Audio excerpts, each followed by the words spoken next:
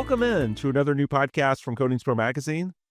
I'm your host, Ben Dubose, and I'm the news editor for the AMP publications team. AMP, of course, is the shorthand acronym for the Association for Materials Protection and Performance, of which Codings Pro is a member magazine. Today, we're going to be chatting with Andrew Croll and Ken Seal from the International Union of Painters and Allied Trades, or IUPAT for short. IUPAT has a lot of really great initiatives and resources of direct relevance to our Codings audience, and so we're going to be highlighting a lot of those on today's show. First things first, let's start with introductions. Can each of you introduce yourself and tell us a little bit about your role within the IUPAT? Andrew, we can start with you.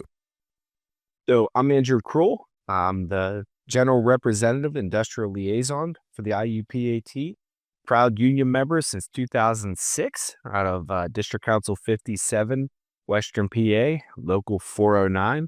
What I do is work with all our industrial contractors that are signed to our national agreement throughout the country and help councils grow their market share with the contacts and relationships we build with our signatory contractors, as well as go and talk to contractors out there looking to grow with our partnership. Ken, we can throw this to you. Thank you very much. I'm glad to be a part of this. I've been with the IUPAT for approximately 34 years now. I work for an arm called the International Finishing Trades Institute, which is the training side of the IUPAT. I'm an industrial specialist. I cover the U.S. and Canada for industrial training needs that the IUPAT has. I'm also a safety representative for the IUPAT and sit on multiple boards, appointed by Secretary of Labor to sit on ACOSH and one of 75 voting members on the ANSI A10 Standards Committee. So I've been around 34 years and proud member. All right. And as far as the rest of our discussion, just to sort of set some ground rules, we want this to be something of a quick hitting roundtable format. So if both of you guys want to answer a question, you're certainly welcome to. But if you want to have just one person do the talking for a given subject, that's fine as well. We know you've each got your own areas of expertise. Before we dive into some of the resources available, I want to highlight IUPAT and some of the background on the organization. For those unfamiliar, can you please give a brief overview of the organization and its broader mission? Absolutely. So we're the IUPAT, and a lot of people hear IUPAT, but don't realize what that stands for. And that's the International Union of Painter and Allied Trades. We've been around since 1887, so over 137 years. And when it comes to the allied trades portion, we represent so much more than just painters in the construction industry throughout North America. Something that I wanted to highlight is our mission statement. And our mission statement came from our General Executive Board and our General President. And this is something we strive to live by each and every day, to better the lives of each and every member by being the strongest, most powerful voice in the industries of what we represent. One thing that makes a mission and values and goals attainable is having the leadership stand behind you. We have a General President, Jimmy Williams Jr., that believes in this. He lives and breathes this. He's actually going out to our district councils and training our district councils to understand our mission, to really believe in our values. So having a general president and an executive board that is not just sitting in the office, but going out and really preaching about what they believe in is huge. That just gives strong value to who we are, and it gives strong values to our membership of who we are. And I think with that mission sets us apart from anybody else. And just broadly speaking, one more background question. What are the ways that the IUPAT supports and trains these professionals within the coatings industry? What are the general offerings there? In the industrial offering, we have an apprenticeship program, can range from anywhere from 3 to 5 years, depending on the council that they're at. They start from a first-year apprentice, and we teach them step by step by step to be that professional craftsperson when they journey out. So every aspect of what they need to know to be that professional craftsperson is that apprenticeship. Apprenticeship goes back to, ancient times where somebody would, go with a person, that person mentors them all the way through. And that's what we do. We mentor people all the way through to learn a craft that they can have a lifelong career with. And relative to the non-union alternatives, What is it that makes these training programs from the IUPAT stand out? And at least in my voice, I don't think the non-union really has a training program as extensive to us. There's a lot of time and investment that goes into building our curriculum. There's a lot of subject matter experts that review our curriculum and go over our curriculum prior to it going out to our district councils. We really take pride into making sure that our apprentices and our journey workers are trained to the best and have the top knowledge of anybody else that's out there. I do not think there's a other training program that's out there that even comes remotely close to how we operate with our training programs within our district councils. Ken's absolutely right. And something I wanted to really touch on was our members fund their own training programs through trusted funds, and we train above and beyond any certification or standard out there.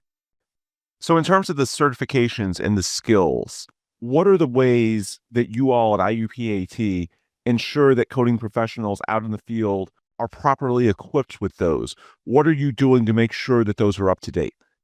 There's a third-party Association for Material Protection and Performance, AMP being short, and they set standards worldwide of what a project is supposed to go through, from surface prep to blasting to coating, and really making sure that it meets that service life of that end user. And we look at those standards, we read those standards. In fact, we have a lot that are setting on those standards committees and making sure that they're correct. We train our members to that standard and beyond, and we believe in the standards that out there because it sets the bar to where it really needs to be. I look at our families, our kids driving across these bridges next to these tanks, and a lot of stuff that we don't see, but understanding how our coatings play an effect on the safety of those structures to make sure that when we drive across the bridge, it doesn't collapse. When we go next to a tank, it doesn't explode. Instilling those values into our members that we are training and making sure that they understand not only how to do the work, but the reason they're doing the work really sets us apart, but really gives that craft worker what they need to do to be successful. We need to make sure that whatever the certifications and qualifications our contractors hold, that we're able to train our workforce to meet those standards and qualifications. And the only way to do that is to really dive into the programs such as AMP and what they represent, and to their standards that they need, because we owe a service to our contractors as well to make sure that our members are up to date in every training aspect. One thing we believe in is you can't overtrain somebody. So we go above and beyond in every aspect, and we truly stand behind that. How important is it that your training is in alignment with standards from other industry organizations such as AMP, as well as industry-wide best practices? Speak to the importance of making sure that you're not working in a silo, but that these programs are in alignment with other organizations and the broader industry. The standards are built for a reason. We have speed limits on our roadways to make sure that we keep our speed to a safe level. So there's rules there, and we try to follow those rules. And when we don't, people get hurt. The same thing with these standards that are set by AMP. They're set for a reason. There's something that's happened out there, corrosion, total collapse of a structure, something that's set these standards in place.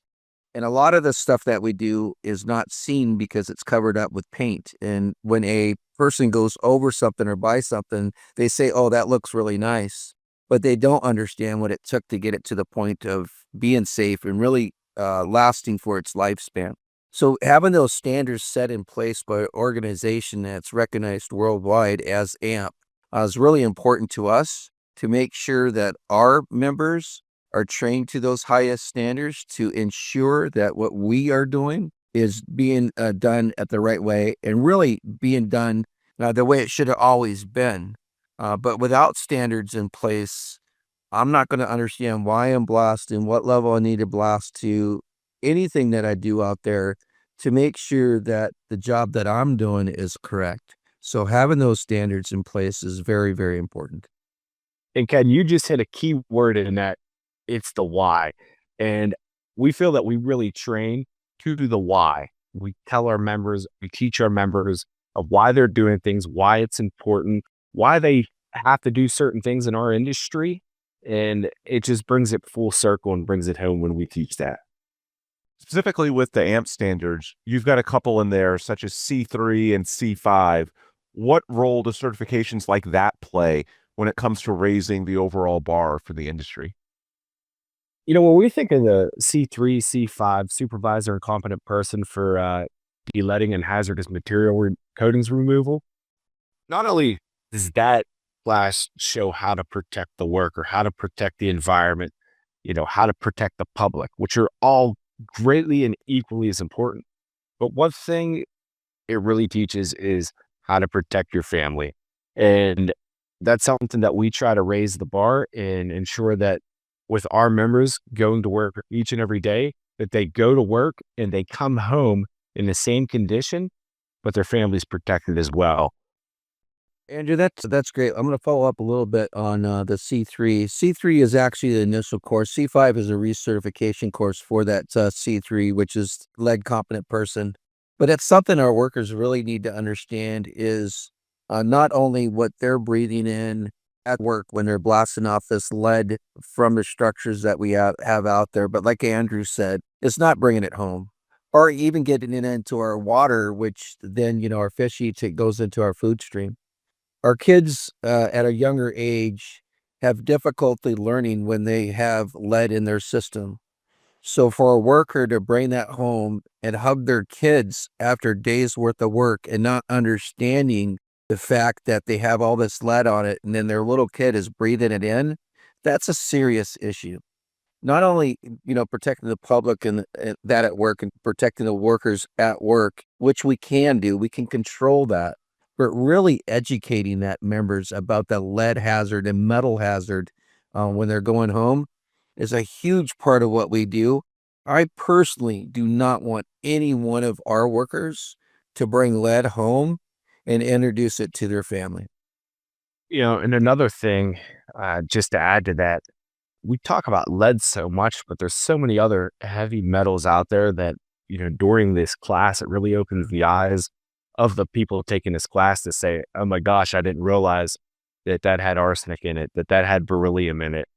It really makes them start to question, like, what else is safe out there, which sometimes isn't a bad thing.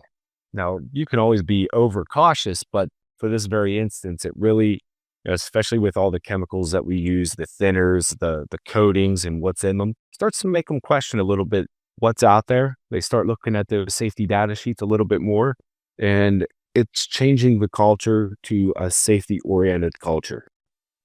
Let's turn our attention back to IUPAT specifically. Can you walk us through some of the training and certification programs that you all specifically offer for coatings professionals? I'll start with the apprentices, then roll into a little bit of what we offer the journey persons that are out there in the field. For an apprentice, when they're coming in there, I spoke earlier about the core values, and that's really about training that apprentice of being safe and being able to go home at the end of the day to their families. Then we have to train them in the craft skills to be really successful in the field. The more successful they are, the more that we understand that they're protecting the values of everybody that's out there that's using these structures. So we teach them how to really understand the importance of surface prep, from pre-cleaning the surface to blasting the surface to a certain level. We teach them the gauge to do that. So when you blast the surface, there is a piece of tape that we call a replica tape that actually takes a replica of that blasted surface and it's measured, because when you blast the surface, it has to be done at a certain profile. There's gauges that are done throughout the project that we call hold points. That's where a project is actually stopped. The work is being measured to a certain standard, making sure that we've met that standard. We teach our apprentices how to understand the standards, how to read the standards, how to measure to that standard, to understand what they're doing and why they're doing what they're doing. So from blasting to spraying to doing, the forklifts, the boom lifts, scissor lifts, swing stage, confined space. I can go on and on and on about the training that we offer our craft workers, but I can tell you this: when they leave after they're finished their apprenticeship program, They are proficient in what they do.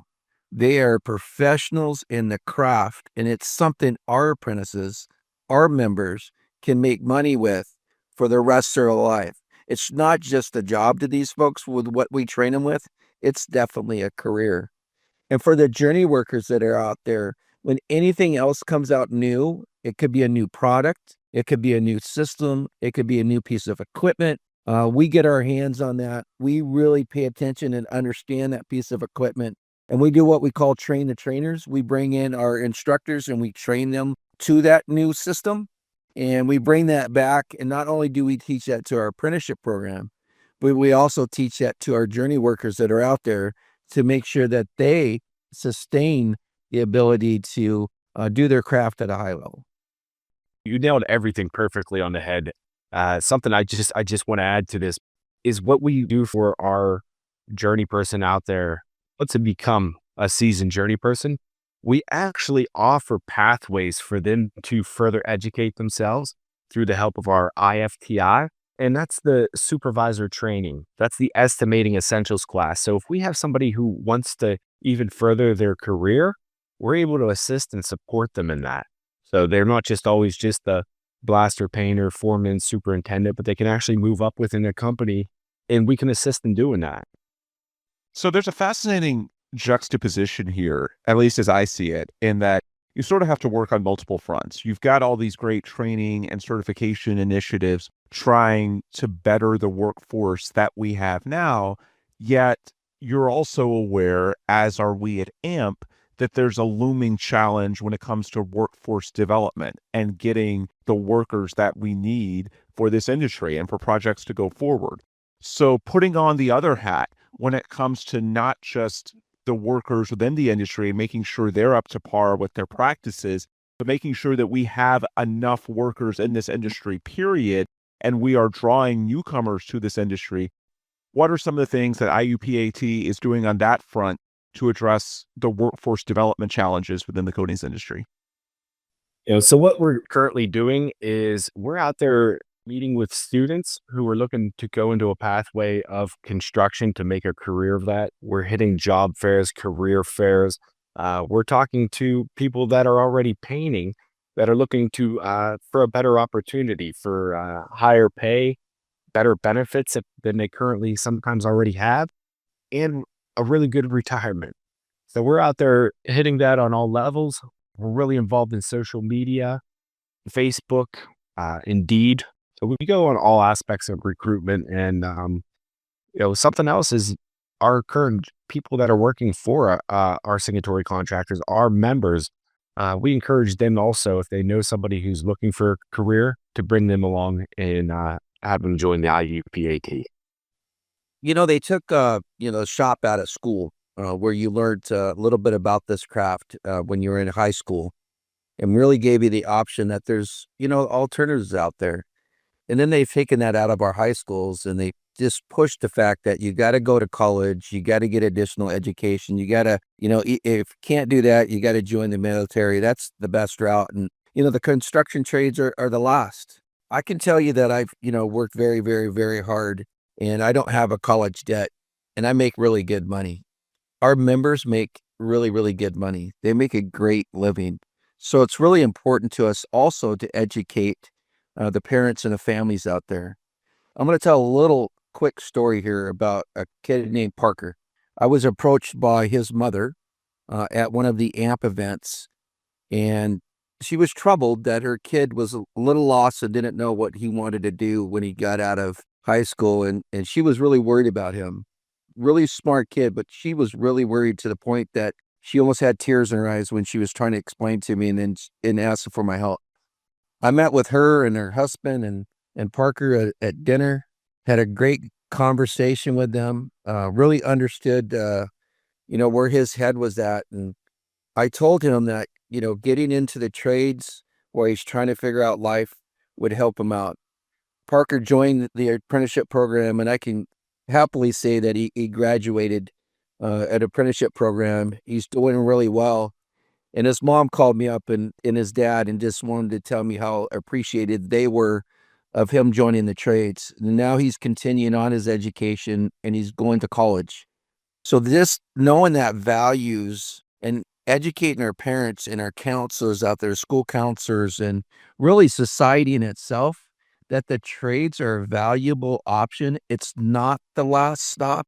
In fact, it should be one of the first stops that we talk about in school, that you can make a career no matter what, and learning a craft skill can make you employable for the rest of your life. Along those same lines, obviously recruiting newcomers is an important part of your strategy, but you also need to retain the skilled workers that you have. What are you all doing on that front when it comes to retainment, specifically for those younger workers? Something that this is coming from our GP, Jimmy Williams Jr., and all the executive board, is really changing the culture. And that started with our last general convention. And it came with our mission statement. And that was to better the lives of each and every member by being the strongest, most powerful voice in the industries we represent. And that's sharing that mission statement with each and every one of our members. But then we come to our value statement, and this is where it really hones in to our membership, is to make them feel valued. At the end of the day, when they feel valued, when they feel part of something, they want to stay in something. And our motto being one union, one family, one fight is something that we are really striving for our membership to understand, to engage with, and to go out there and say, hey, I'm part of something greater than myself.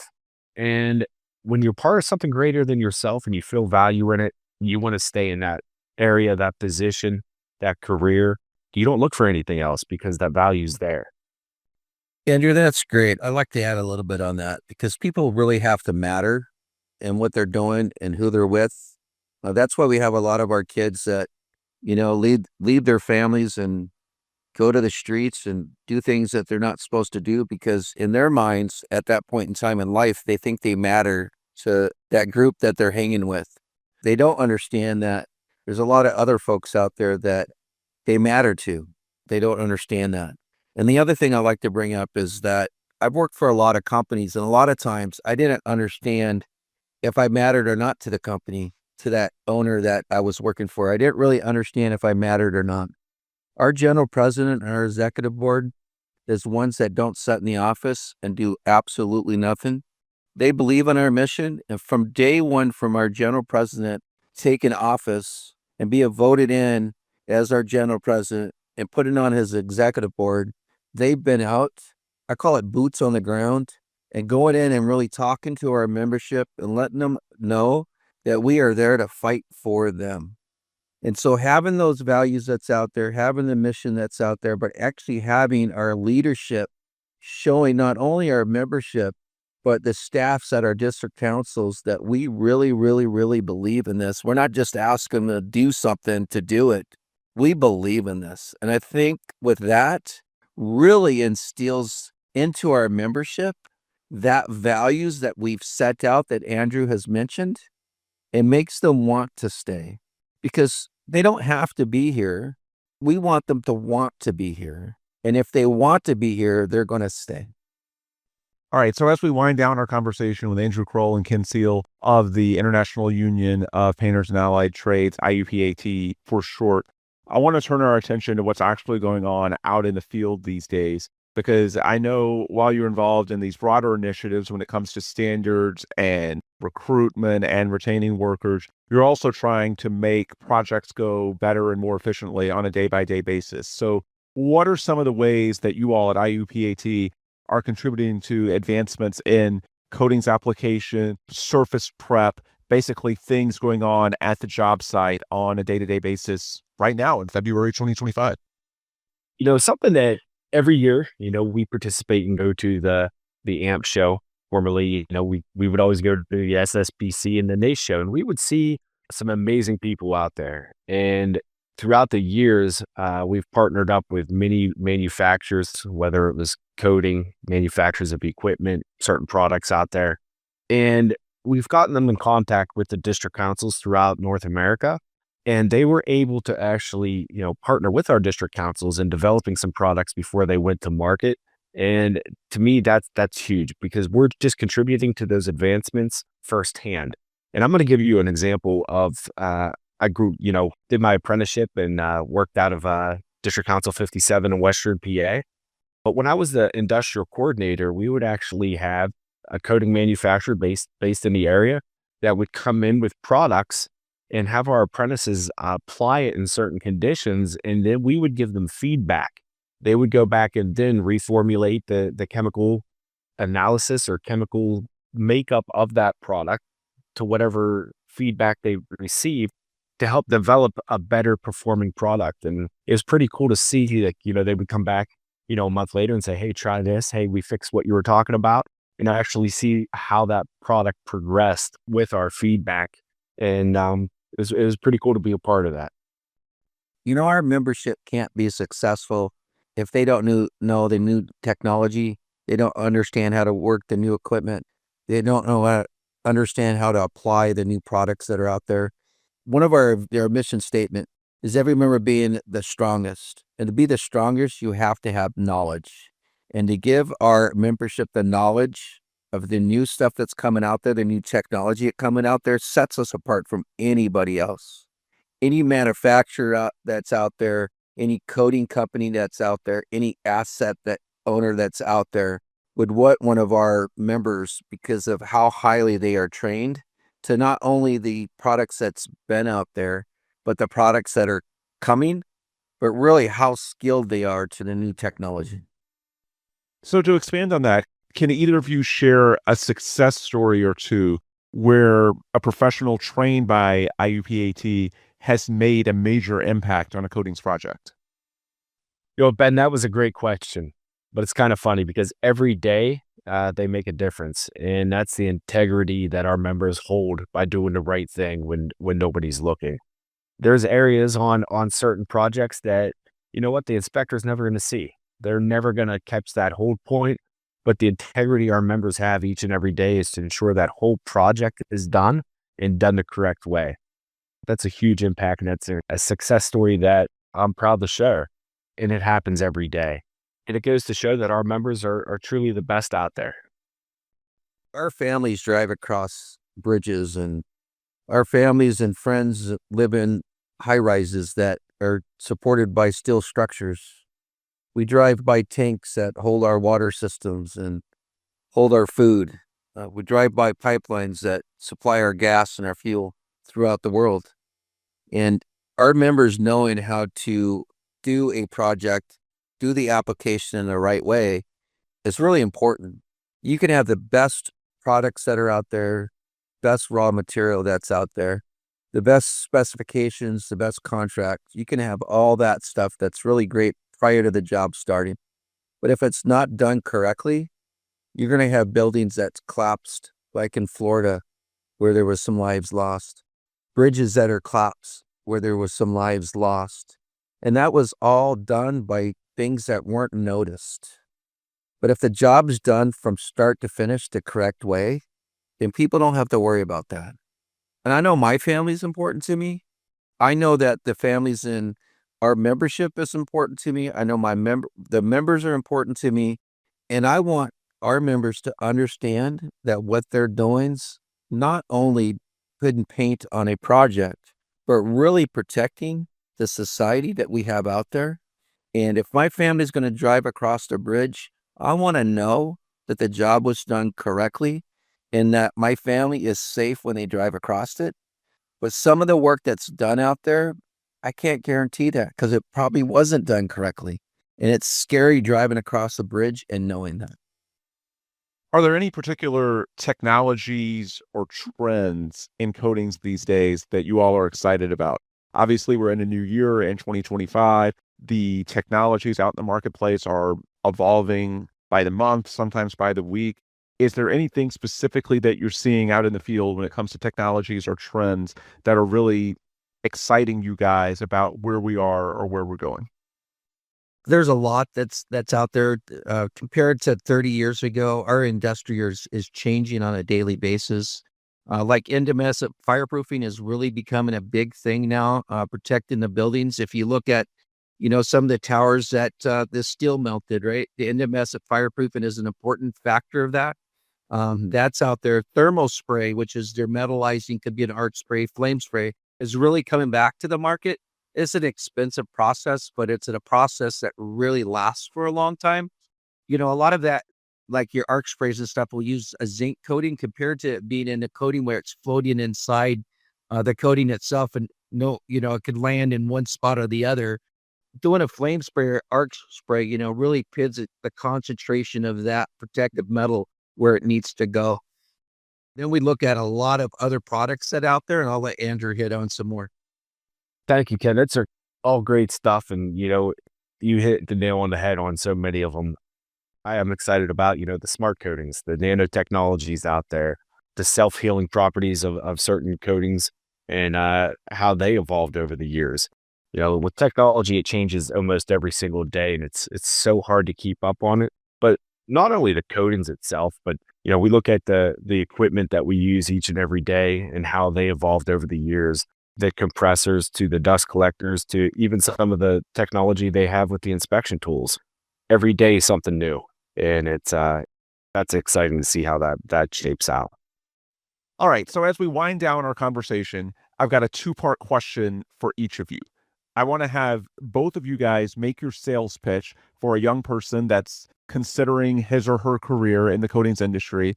And I also want to have you make your sales pitch regarding the advantages of being a union coatings professional once you are in the industry. So for a younger person, what I really want them to look at is, their parents, their grandparents, the people they aspire and look up to, and where they are in their careers. And how did they get there? And they got there usually, whether it was through college or, a trades pathway. But for once in every generation out there, our kids probably aren't going to do as well as their parents. And going into the trades is what I would tell a young person is this is an opportunity to do better than your parents. And with that, something I'd really, really hone into these younger folks in is there's no college debt after you go through our apprenticeship.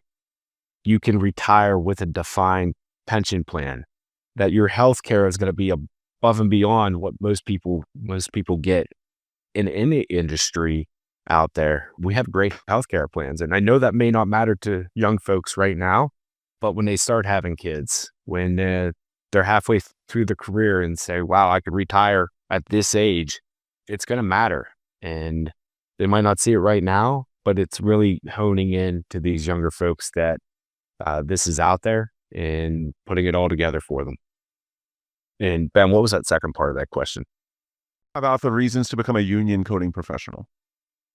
Something about being a union member, a union coating professional, it is, you're part of a family. And I'm going to tell a little story about how I felt even before this mission, our values came out as being part of a family is, my daughter was diagnosed with a super rare condition called cardiovascular Ehlers-Danlos. In and out of the doctors all the time, hospitals. And part of that family is you're there for each other. There are times where, they would take a collection envelope up and, I'd be in a hospital out in Philadelphia for a week and, the men and women on the job would say, hey, here, I hope this helps out. And that really, really showed me the value of being in a union. It truly is a family. And to me, there's no greater family than the IUPAT. And that's great. That's touching. And I know your story, and it really resonates to me of the values that were instilled into you and the importance of the IUPT. I mentioned earlier about a gentleman by the name of Parker and talking to their parents and instilling the values in that young kid. But if I'm going to reach kids out there now, I really want them to hear what this can do for them. And I don't want only to reach that younger generation out there. I really want to reach their parents also, and the counselors that are listening to your podcast here.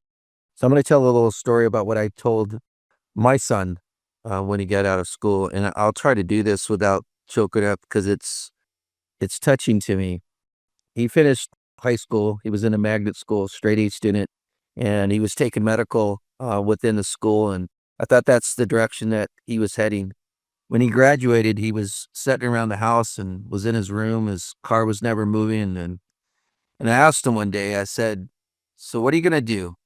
He says, well, I'm going to college. And I go, well, college is great.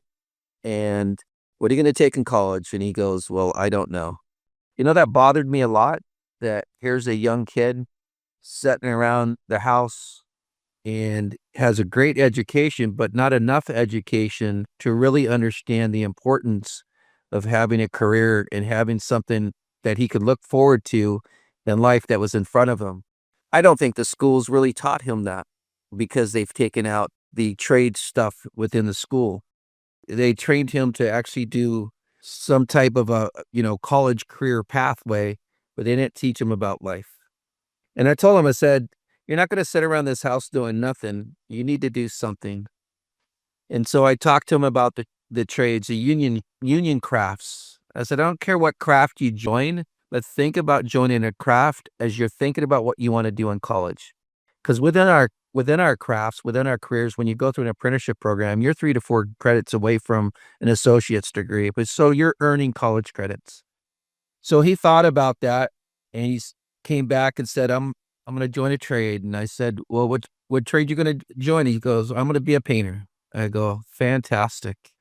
The touching part of this, I'm going to try not to choke up here, but the touching part of this is during Thanksgiving, we sat around the family table, and each one of us says what we give thanks for the year that we just went through. And for the first time, I had my kids say, thank you, that what I told him really made a difference in his life. That's very touching to hear that from my kid. That doesn't say a lot like that. And it just hit me hard when he said that. And he is a journey person today. He's finished his apprenticeship program, probably has more money in the bank than I do, has some college credits, really has a hold on life now, really understand what he wants to do. So any kid that's out there, any parent that's listening, any school counselor that's listening to your podcast, I say to let kids know about the option of having a trade in construction. It has a lot of value and can save a lot of our kids out there that are lost because they were not given the education of how they can make a career out of something rather than going to college or going to the military. Great 2 options, but not all of our kids are going that route. So giving them the opportunity to understand about our construction trades, it's very, very, very, very important. And for me, being an IUPAT member, I left a family that was a great family, but I wasn't that guy that's going to go to college or anything like that. And I said earlier about, joining things and doing things on the street, and it made me homeless. I was homeless for a while until somebody told me about the apprenticeship program. I never knew about an apprenticeship program, never knew about craft skills. I didn't have that option. Nobody told me about it until that day. And since then, it's been over 35 years. I have a nice house. I have a college degree now. I have an occupational safety and health degree. I can help a lot of others out there in the world trying to succeed, and just being that proud and knowing that I matter to our general president, knowing that I matter to our general executive board, knowing that I matter to every single solitary member that's out there, man, that makes you proud. That makes you very, very proud because I feel like I matter and I belong. That's an awesome perspective. For any of our listeners that might want to follow in those types of footsteps, where can they learn more about IUPAT and the training programs and resources that you all have available? They could visit our website at www.iupat.org, or you can find your local district council for apprenticeship programs and training information there. Website is IUPAT.org, and then you've got a few social media pages as well, right?